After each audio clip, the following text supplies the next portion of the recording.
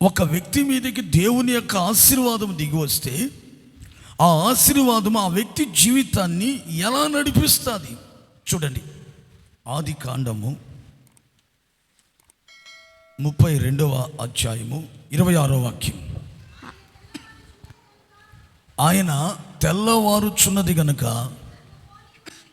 నన్ను పోనిమ్మని నీవు నన్ను ఆశీర్వదించితేనే కానీ నిన్ను పోనివ్వనా నేను. చాలమ్మా. ఆ తర్వాత క్రింద వాక్యాలు చూస్తే యాకోబుని దేవుడు ఇశ్రాయేలుగా చేసి ఆశీర్వదించాడు. ఈ ఆశీర్వాదము యాకోబు జీవితంలో ఎటువంటి కార్యాన్ని జరిగించిందండి? యాకోబు మామింటి నుంచి తన తండ్రి ఇంటికి బయలుదేరాడు. అంతలో ఆయనకు ఒక వర్తమానం, తన అన్నైనటువంటి ఏషావు వస్తున్నాడని. ఏషావు వచ్చాడంటే యాకోబుకు ప్రాణభయం, ఎక్కడ చంపుతాడో అని భయపడిపోయి తన వాళ్ళందరినీ రేవు దాటించి అద్దరికి పంపించి ఆ రాత్రి వేళ ఒంటరిగా యాకోబు దేవునితో పెనుగులాడాడు. చూడండి అక్కడ ఏమని పెనుగులాడుతున్నాడు? ఆయన పాదాలు పట్టుకొని, అయ్యా నా సహోదరుడైన ఏషావు వస్తున్నాడు, నన్ను చంప చూస్తాడు, కాబట్టి దయచేసి నా సహోదరుడైన ఏషావు చేతుల్లో నుంచి నన్ను రక్షించండి, నన్ను కాపాడండి అని ఏమైనా అడుగుతున్నాడా? ఏమడుగుతున్నాడు?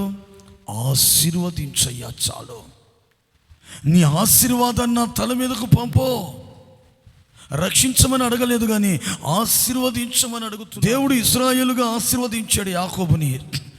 దేవుని పాదాలు వదిలాడు, దేవుడు పరమునకు వెళ్ళిపోయాడు. ఇప్పుడు యాకోబు ఎట్లయినా ఆశీర్వదించబడిన గుండెల్లో కొంచెం భయం ఉందండి.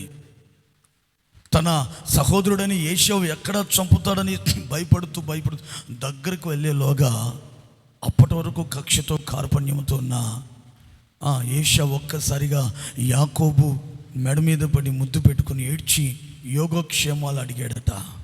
కారణం ఏంటి? యాకోబు ఏమైనా హెయిర్ స్టైల్ ఏమైనా మార్చాడా? వస్త్రధారణ ఏమైనా మార్చాడా? కక్షతో రగిలిపోతున్న వ్యక్తి యాకోబును చూడగానే క్షమించి ప్రేమించి యోగక్షేమాలు అడిగాడంటే కారణం ఏంటి? దేవుని ఆశీర్వాదము యాకోబు మీదకి దిగి వచ్చే లోపల యాకోబు జీవితం మారిపోయింది ఇశ్రాయేలుగా. దేవుని ఆశీర్వాదం యాకోబు జీవితాన్ని మార్చింది.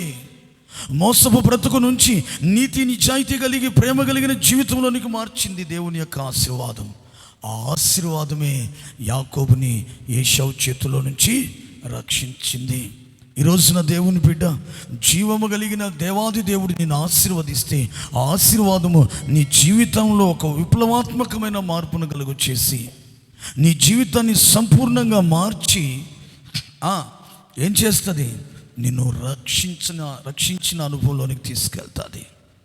అందుకే ఈ రోజున నీవు నిశ్చయముగా దేవుని యొక్క ఆశీర్వాదం పొందాలి. ఆశీర్వాదం నీ మీద ఉంటే నీ జీవితాన్ని మార్చి, అనగా శిక్షకు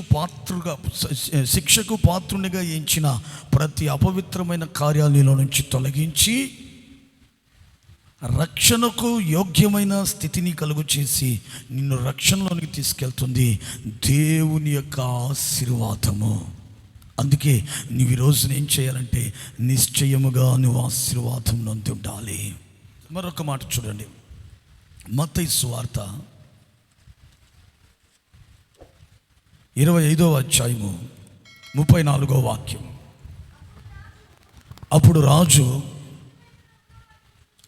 తన కుడివైపున ఉన్నవారిని చూచి, నా తండ్రి చేత ఆశీర్వదించబడిన వారులారా రండి, లోకము పుట్టినది మొదలుకొని మీ కొరకు సిద్ధపరచబడిన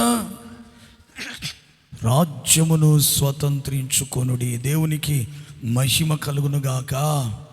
ఆమేన్. హల్లెలూయా, హల్లెలూయా. చూడండి, ఆశీర్వాదము దేవుని రాజ్యములోనికి తీసుకువెళ్తాది. ఆగిపోదు ఆపద దేవుని బిడ్డ. సరాసరి నిన్ను మహిమ కలిగినటువంటి రాజ్యములోనికి తీసుకువెళ్తాది. నువ్వు ఆశీర్వదించబడాలి. శాపగ్రస్తమైనవి ఏవి కూడా ఆ పట్టణములోనికి, పరలోకపు పట్టణములోనికి ప్రవేశించవు. కేవలము ఆశీర్వాదము నొందిన వాళ్ళే పరలోకపు పట్టణములోనికి ప్రవేశిస్తారు.